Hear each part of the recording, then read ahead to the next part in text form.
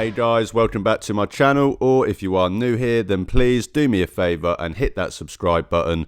So we're still in the waiting game. We're still waiting for the Browns to sign a quarterback. Fingers crossed that comes in the next few days. It's been a pretty slow week free agency wise across pretty much the whole NFL. It's not just the Browns. We spoke about it in both of the previous videos that I've done.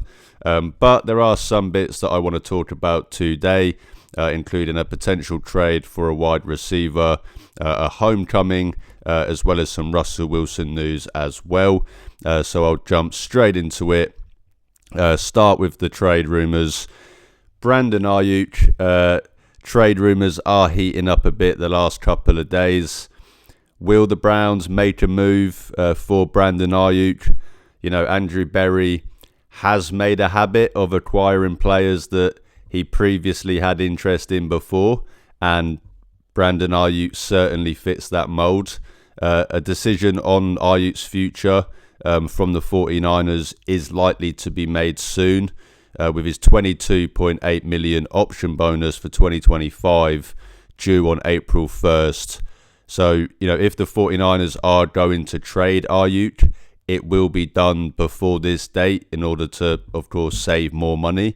So I'm going to look at a few arguments for trading for Aiyuk, a few arguments against, in my opinion, and kind of just give my thoughts on what, if I think the Browns should do it or not. Some arguments for trading for Aiyuk. When healthy, he is one of the better receivers in the NFL. He had 1,342 yards on just 75 receptions in his last full healthy season. Aiyuk is a very good route runner. He has great hands, which is shown by his 66% catch rate for his career, and he's pretty good after the catch as well. But what makes him special, in my opinion, is that he is a legitimate big play threat, at the receiver position, who can easily beat man coverage, get open downfield. Even with Judy's breakout year last season and Amari Cooper's 2 great years, previously, that's something that, the Browns just haven't had at receiver since Josh Gordon. He also has pedigree and experience in the playoffs. He has 393 yards in 9 career playoff games across, 2 conference championship game appearances and 1 Super Bowl appearance as well. That's nearly, more playoff experience than the entire Browns roster combined. When healthy, Aiyuk is one of the better receivers in the NFL. And he would provide a true big play threat at receiver next to Jerry Jeudy, making them, one of the better wide receiver duos in the NFL potentially. He wouldn't cost that much in the short term. Trading for him would mean paying him nearly $25 million in cash for 2025, but it would just be a $6 million cap hit. So, acquiring him this offseason wouldn't stop you from spending the money you were planning to, and you could still load up for a potential playoff push next season. It wouldn't stop you from making any of those moves. Some arguments against trading for Brandon Aiyuk. He is, of course, coming off of a serious injury after suffering a torn ACL and MCL in his right knee in week 7 last season. This is a pretty devastating injury, to say the least. That could take up to 10 months to heal. That could potentially rule Aiyuk out for, all of the off-season activities and maybe even the start of the season. The Browns would have to feel pretty damn confident in Aiyuk's return timetable and, ability to come back from the injury if they were to make a move for him. And, whilst I said that he is fairly cheap in the short term, you would still be taking on a 4-year, essentially near enough $110 million contract After 2025, it would cost the Browns 27 million in 2026, which is fully guaranteed after an option bonus is due, and then 28 million in 2027 and 30 million in 2028. Whilst the Browns are fortunate enough to be paying, Jerry Jeudy wide receiver 2 money at just 17 million per year, that is still a lot of money committed to, 2 receivers. Giving up assets and taking on Aiyuk's contract with any doubts over his health could be a serious risk for the Browns. As I said, if they were to make a move, then they would have to do, their utmost due diligence and make damn sure that they feel confident that he won't be impacted by his injury. So would I make the move at the end of the day? Yeah, I probably would. It's not often you get a chance to acquire one of the better wide receivers in the league. And, the way Andrew Berry has acquired wide receivers the last few years, they could probably get him for less assets than expected, shall we say. I understand the injury concerns. A torn ACL and MCL is a pretty serious injury.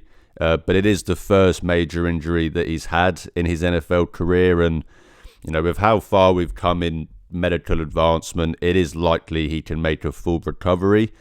The contract numbers might sound daunting, but there is a potential out in 2027, and you can always move, the money around through an extension or restructures anyway. I've spoken so many times on this channel, about how the Browns' financial model and how they spend around 50 million a year more in cash than most other teams in the NFL. The salary cap is going to continue to increase as the NFL market just continues to explode. I'm not going to, stop myself from acquiring a leaked player because I'm scared about, how much it would cost 3 years down the line.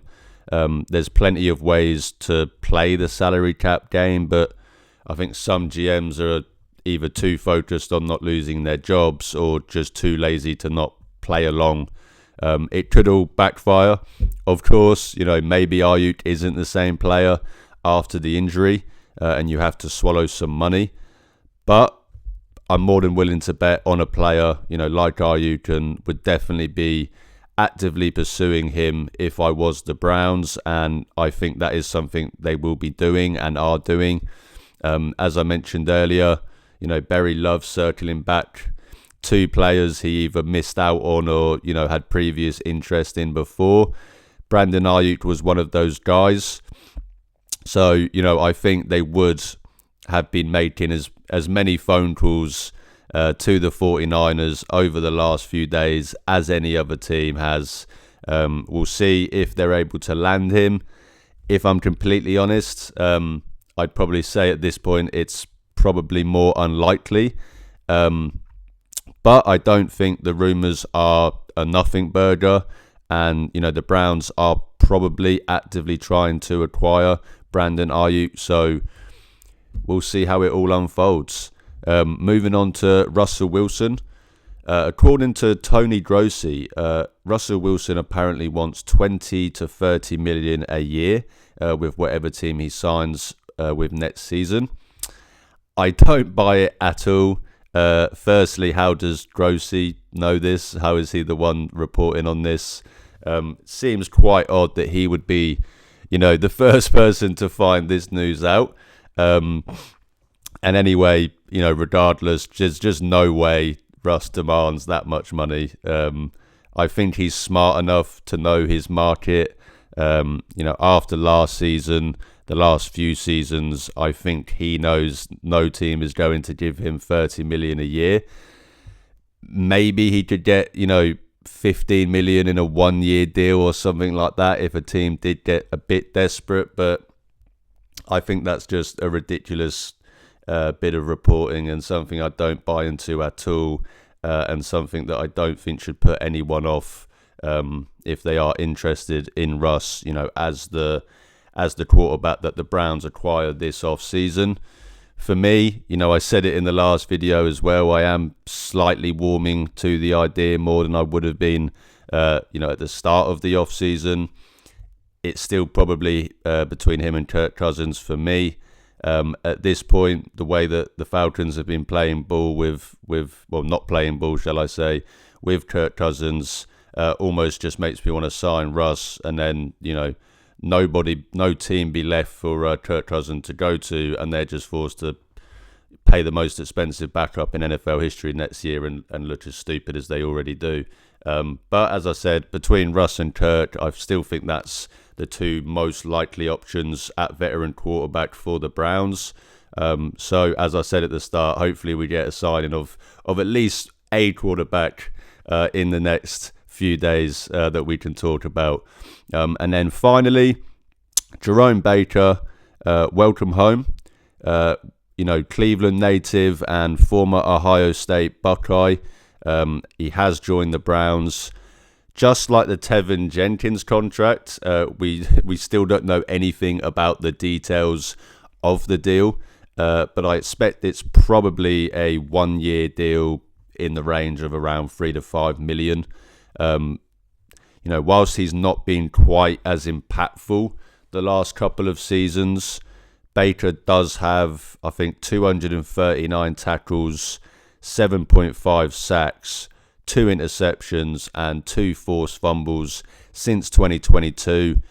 He is still just 28 years old, so hopefully still plenty of juice left in the tank. Like a lot of these Browns moves so far in free agency, it's not a big flashy move, but it's a solid signing that can hopefully contribute to a room that, might potentially be missing its best player going forward.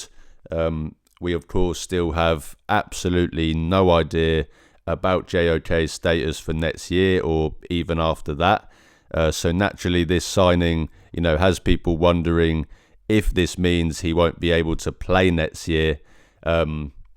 Now, I don't know whether JOK will play next year or not, of course, but I don't think that this move points to either outcome. Jerome Baker isn't a JOK replacement. He's a decent depth piece who could maybe battle for a starting spot. The Browns have started to invest in the linebacker room the last, couple of years, more so than they did before. So, this is just a continuation of that, in my opinion. If JOK is able to play next year, this is more than above average linebacker room, in my opinion. And then if not, I still think it's a solid enough room to get by with the guys they have already there, and, could still potentially add more in the draft. First and foremost, as always, I just hope JOK is okay, man. I would, of course, love to see him play football for the Cleveland Browns again. But I don't think the Jerome Baker signing has anything to do with, whatever the status of JOK is. But still happy to have him here, of course. And welcome home, Jerome. And can hopefully make some big plays for the hometown team, this season coming up. So that's kind of all the news so far since I last did a video. As I've said in the last couple ones, not too much going on at the minute. Don't panic. It's not just the Browns. Plenty of teams that seem to be kind of not making that many signings at the minute. As you always seem to get, you get the big kind of boom at the start. A lot of the big names, a lot of the kind of big signings happen straight away, and then you kind of wait, a few more weeks for, all the other kind of guys and dominoes to fall. So we're still in that period, still in that waiting game. As I said, hopefully get a signing from a quarterback soon. Maybe even a potential Brandon Aiyuk trade as well. We'll have to wait and see. But that will do it for me today, guys. Thank you so much for watching. If you do enjoy my content, then please drop this video a like, hit that subscribe button. It's free, but it really helps out my channel. You can also check the links in the description to see where you can follow and interact with me on social media. As I always say, I'm trying to build a community of Cleveland Browns fans, and even if I only get to talk to one fan a day, I'm happy because I'm talking Browns football with the best fan base in the world. Thanks again for watching, guys. Have an amazing week. Hopefully we'll get some more signings soon, but more importantly, go Browns.